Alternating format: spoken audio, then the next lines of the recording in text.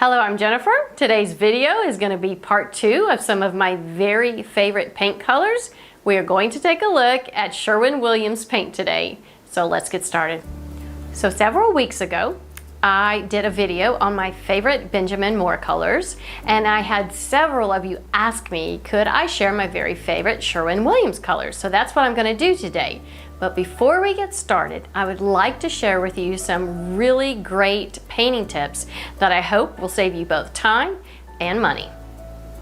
Tip number 1, I call it the white paper test, and that is sometimes when you're looking at a color, this is actually in the white family, and it looks really, really light. But if you hold it up against a stark white piece of paper, then you're going to see the intensity of the color. So tip number 2, and this one is super cool. If you go on Sherwin Williams website, they have what's called Color Snap Visualizer.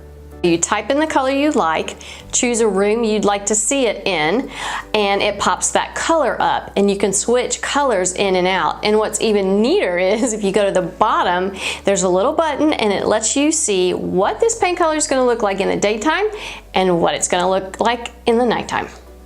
Tip number 3 is about storing your paint. Now when you're done painting a room and you only have a little bit of paint left in that big gallon container, if you go to the home improvement store, they have empty small quart cans. Pour your paint in there, pop the lid on, and you have a whole lot less clutter in your garage.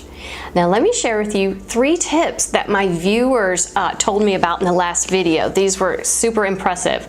Melissa Griffin, she says that for her touch-up paint, she buys the little empty 2-ounce bottles and puts each room, the paint in that, marks it, keeps that in her house, and that way she can pull them out and touch up the walls super easy. Berlene Howard, she told me that her painter tells her to keep her paint from drying out, that before you put the lid on, put a little saran wrap over the top and then pop your lid on.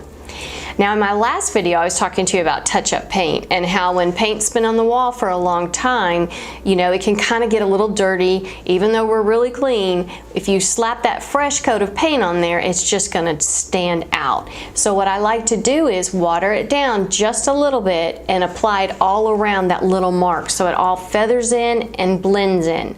Now Susan Pike told me 2 tips that were super smart. She said whatever application you use to put that paint on the wall the very first time, make sure you do it the same the second time. So if you rollered it on, make sure when you touch up you use a roller. If you brushed it on, make sure you touch it up with a brush.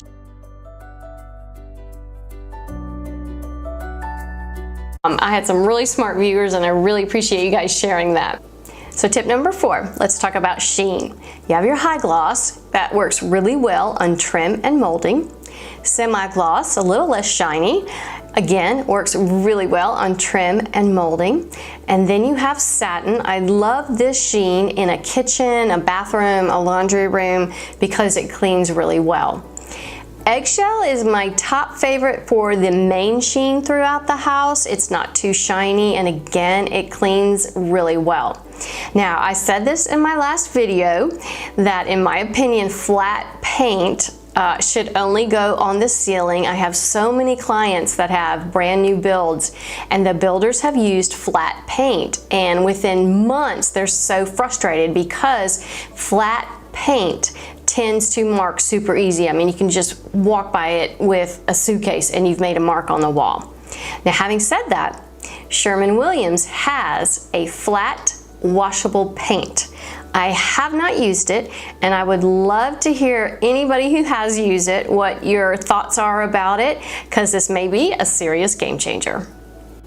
Tip number 5, this is amazing company called Samplize, and you go online, you put your color in, and they will send you a sample of that paint within days for $5.95. The sheet of paper is 12 by 12.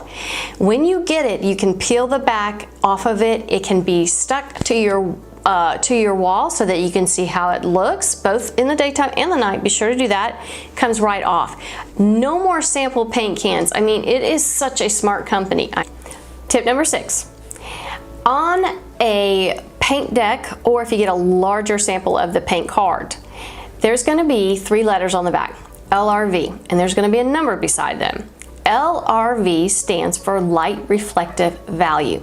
Now in the last video, I explained the two paint terms. There's hue, and that is just what the color is. Hue is orange, hue is purple, the hue is red, that's just the color. The value is the intensity of the color. So the LRV, light reflective value, now it goes from 0 to 100. The lower the number, the less light that's going to be reflected. The higher the number, the more light that's going to be reflected. So look on the back of this card. This color is tricorn black. The LRV is 3. That is a low number. That means you're not going to get much light reflecting on this card. This one is mindful gray. The LRV is 48, so you're going to have some reflective light. The third one is alabaster, and it's an 82. That means it's going to reflect a lot of light. So paying attention to the LRV helps you understand how a color is going to respond in a room. One other tip. Cole, one of my design assistants, shared this with me, and she had heard that if there's a certain paint color that seems popular, either bloggers are blogging about it, it's on Instagram or Pinterest, that means not only is that color just popular, that means that color has worked. So don't reinvent the wheel. I thought that was brilliant. Before we jump into all the colors, I'm super excited because I had a few Instagrammers and bloggers agree to let me share their photos of some of the colors that I'm going to talk about and how they used it in their space. Okay. First color we're going to talk about is white. White can be tricky. When we moved into our house, we had a red brick house and we knew we wanted to paint it white, and I came home with 10 different samples of white. And yes, I tested each one of them until we got the right one. Now, when it comes to white paint, most of my clients are going to ask me what white paint to choose for trim. So whites will be either they will be a cool white, or they're going to be more of a warm white. And before I tell them what color I think they should pick for the trim, I usually like to know, well, what color are we going to paint on the wall? So looking at these two colors right here, this is alabaster. It's more of a warm white. Snowbound is more of a cool white. So what color are you going to paint the room? This color is Stardew, and this color is Oyster Bay. Oyster Bay is a little bit more warm, so I'm going to pair it with alabaster. And the Stardew is a little bit cool, so I'm going to pair it with the cool white. Pairing those together will get the combination perfect. The next color I want to talk about is green. So for a very light one, it's actually green, blue, gray. I know you're thinking pick a lane, but it is such a beautiful color. It's called Sea Salt. Let me share this picture with you from Stephanie. This is Building Our Humble Home. She used this color in her living room, and I thought it just looked beautiful. It's got a beautiful coastal vibe. It's a very happy color. You can also use sea salt in a laundry room or a bathroom. So for another light green, not quite as light as sea salt, is Oyster Bay. I love that color. A medium green is Acacia Haze, and then for a darker green, I like Retreat.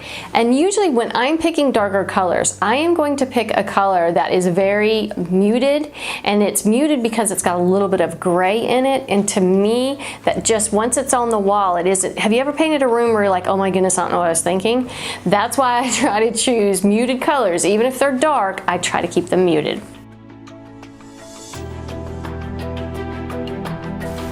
For a light blue, there are two that I really, really like. One is called Stardew, and the other one is called Krypton, and I'm so excited. Take a look at this. This is Chrissy Marie. She has used this color in her kitchen, and it is beautiful.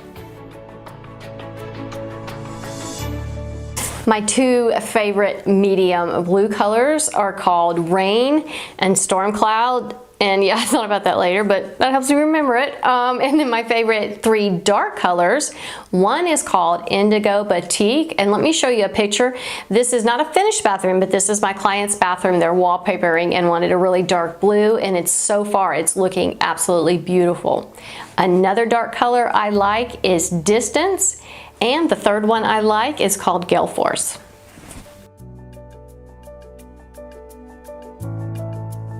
For a few of my favorite gray colors, I have, one is super popular. It's called Light French Gray.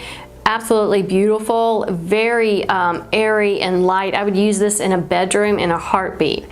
For the second color, Repose Gray, take a look at this. This is Jenna from Jenna Kate at Home. She used this color in her kitchen and her living room. Now here's another tip. She took the Repose Gray in her living room and she actually lightened it 50%. So if you've got a color you like, and say in one room you don't have as many windows, lighten it about 50%. I have done that before and people swear it's the same color in both rooms. My third favorite gray is Mindful Gray. Here is a picture of this color on the outside of a home. This is Amanda from Life Among Cedars. The Mindful Gray just looked warm and inviting. If you want to try a super light gray color, there's one called Nebulous White. I don't know why it's named that because it really has gray in it, but take a look at this picture. This one is from Space Lift Staging and Redesign, and they used it on the board and batten. My goodness, I just thought this room was beautiful.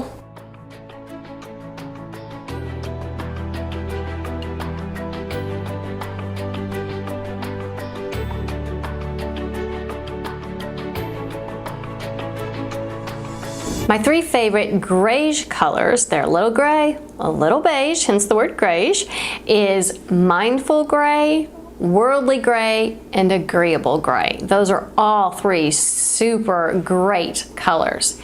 Now for a more neutral color, no grays in it, very neutral.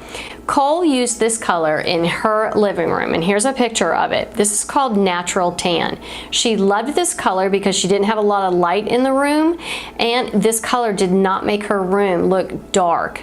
Another great light beige color is Accessible Beige, Neutral Ground, and Urban Putty. Urban Putty is going to be a little bit darker, but it's still a very beautiful color. I've seen it done on kitchen cabinets as well.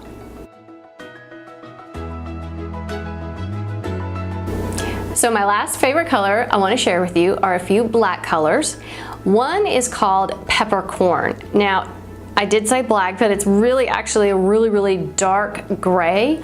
Here's a photo of it. We used it in one of our clients' offices. We just did a focal wall. It turned out so beautiful, and then once we put the artwork on that color, it just made it pop. Loved it. The second black color I want to share with you is Tricorn Black. Let me show you this photo. This is again Amanda from Life Among the Cedars, and the cute puppy sitting in the front is Jax. She painted her front door the Tricorn Black, and it turned out stunning. My last third favorite black color, it's going to be Iron Ore. Don't get intimidated by dark colors. It will be amazing how, even if you just use it on an accent wall, that it really will make the room very rich. Take a look at this picture. This is Kate at Little House of 4. She used it in a bedroom, and I thought it was lovely.